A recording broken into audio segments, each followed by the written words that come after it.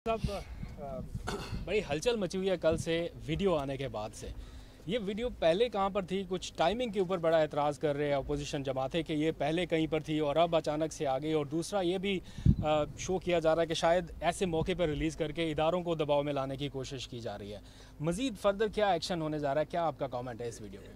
पहली चीज़ तो मुझे बड़ा अफसोस से कहना पड़ता है कि जो भी ये सवाल कर रहे हैं उनको सबसे पहले तो एक सवाल करना चाहिए कि क्या यहाँ सियासतदानों के ज़मीरों का सौदा होता है या नहीं होता। सवाल तो ये है, क्या पैसा चलता है लोगों के ज़मीर ख़रीदने पे, रिश्वतें देने पे? और वो लोग जो कि मुल्क की लीडरशिप है, यानी आपके एमपीज़ और ये जो आपके सेनेटर्स हैं, ये मुल्क की लीडरशिप है। तो जो रिश्वत दे के सेनेटर बनता है और वो जो एमपीज़ अपने ज़मीर बेचते हैं, यानी सवाल तो ये है सबसे बड़ा। और पहले अगर ये सवाल अगर लोग पूछें कि ये क्या अभी हुआ है, ये 30 साल से हो रहा है, इसमें सबको पैसा मिलता है और लीडरशिप को पैसा मिलता है। और मुझे कैसे पता है? क्योंकि मुझे खुद पैसे की ऑफ़र आई हुई है। मुझे पहले 5 साल पहले जब हमारा सेनेट का इलेक्शन था, उन्होंने हमें पैसे की ऑफ़र की, तब मुझे पता चला कि ये तो ऊपर ये क्यों नहीं, जब एक पॉलिटिकल लीडरशिप को पता है कि पैसा चलता है, इन्होंने क्यों नहीं कोशिश की चेंज करने की? क्योंकि ये खुद पैसे बनाते हैं इसमें से। और ये जो सारी हमारी जमहूरियत की नफ़ी है, ये कौन सी जमहूरियत है कि आप पैसे बना के दे के सेनेटर बन जाए? और ये कौन से मेंबर्स ऑफ पार्लियामेंट हैं जो कि पैसे लेके अपनी वोट बेचें? तो ये तो जमहूरियत की नफ़ी हो गई।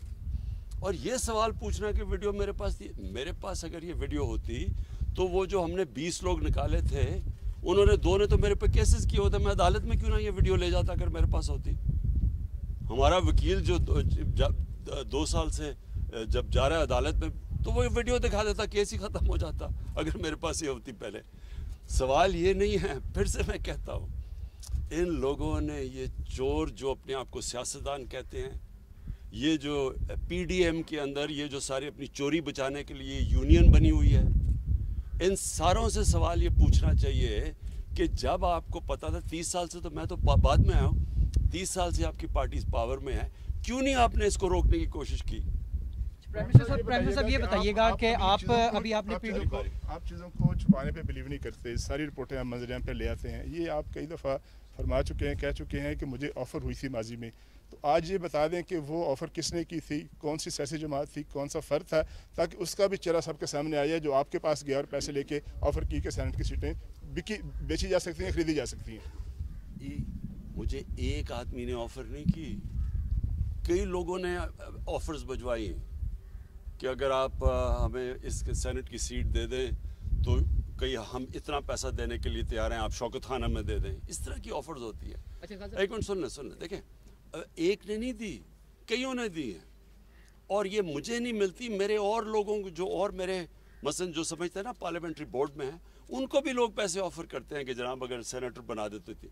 इस वक्त बलूचिस्तान में एक सेनेटर बनने का जो रेट जा रहा है 50 करोड़ से 70 करोड़ पे जा रहा है, कि एक सेनेटर बनने के लिए तकरीबन 50 से 70 करोड़ रुपए वो खर्च करेंगे बनने के लिए।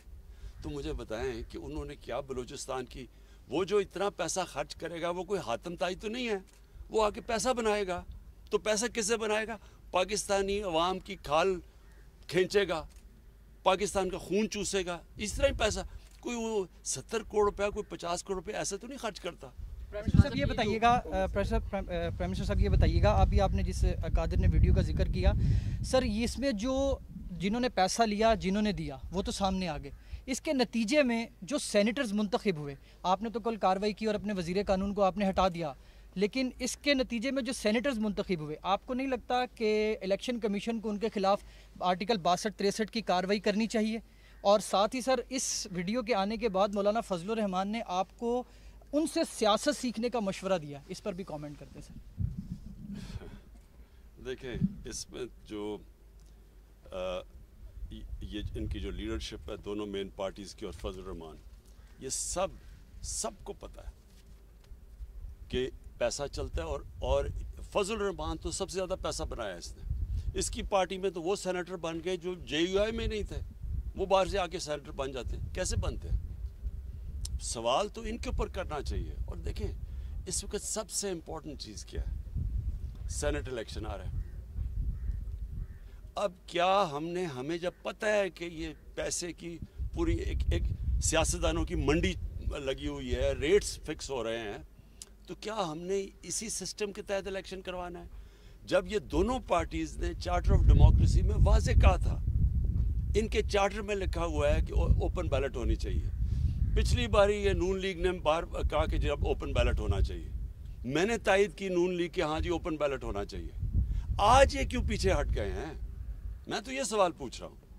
जब पता है अब असल इशू ये है, सेनेट इलेक्शन बाद में तो तफ्तीश करते रहें, इशू ये है कि क्या सेनेट इलेक्शन हमने इसी करप्ट सिस्टम के जरिए लड़ना है या ट्रांसपेरेंसी लेके आनी, ये सारा इशू है बस। अच्छा प्राइम मिनिस्टर साहब, पाकिस्तान एक ज़रूरी मुल्क है और हमने देखा है कि कल भी कैबिनेट ने गंदम और चीनी इंपोर्ट करने की बात की है और उसकी इजाज़त भी दी है। ज़रूरी मुल्क होने के बावजूद हम चीज़ें इंपोर्ट कर रहे हैं खाने पीने की। साथ साथ हमने देखा कि कंस्ट्रक्शन के ऊपर आपने पूरा जोर लगाया, उसके नताइज तो सामने आए, लेकिन अब ज़राअत के ऊपर भी आप मीटिंग्स कर रहे हैं। सर हम जहाँ भी जाते हैं लोग हमसे कहते हैं आप वज़ीर आज़म से बात करते हैं तो उनसे पूछें इतनी महंगाई क्यों हुई? सर ये इस हवाले से ज़रा आवाम के जो खदशात हैं उस पर ज़रा जवाब दें। ये बिल्कुल ठीक बात है आपकी। महंगाई की सबसे बड़ी वजह क्या है? जब रुपया गिरता है, जब डॉलर के मुनिस्बत रुपया गिरता है तो वो महंगाई बढ़नी होती है। क्यों? सारी चीज़ें जो बाहर से आप आती हैं वो महंगी हो जाती हैं। जब पीपल्स पार्टी आई 2008 में तो तब रुपया गिरा, तब 25% रुपया गिरा, 25% तक महंगाई चली गई। आप उठा के देख लें 2008-9 में आज से बहुत ज़्यादा महंगाई हुई क्योंकि रुपया गिरा था 25%।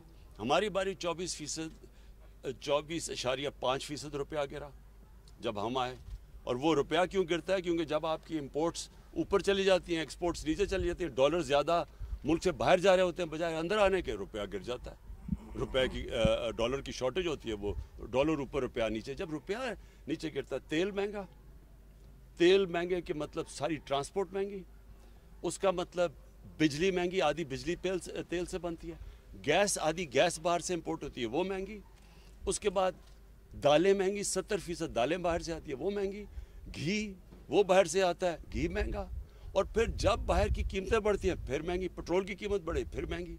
यानी जो महंगाई है, अगर आपका आज अल्लाह करे हमारी एक्सपोर्ट्स बढ़नी शुरू हो जाएं, जो बढ़नी शुरू हो गई हैं, और हम इंपोर्ट्स से ज़्यादा एक्सपोर्ट शुरू कर दें तो हमारा रुपया मजबूत होगा, महंगाई कम हो जाएगी।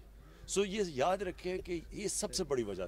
दूसरी वजह बदकिस्मती से ये थी कि हमारी 2 बारिशें मौसम की तब्दीली की वजह से गलत टाइम पे आ गई, तो जो हमारी गंदम होनी थी अच्छी भली, वो हमारी बारहनी गंदम कम हुई, तो जब उसकी कम हुई तो इंपोर्ट करनी पड़ गई।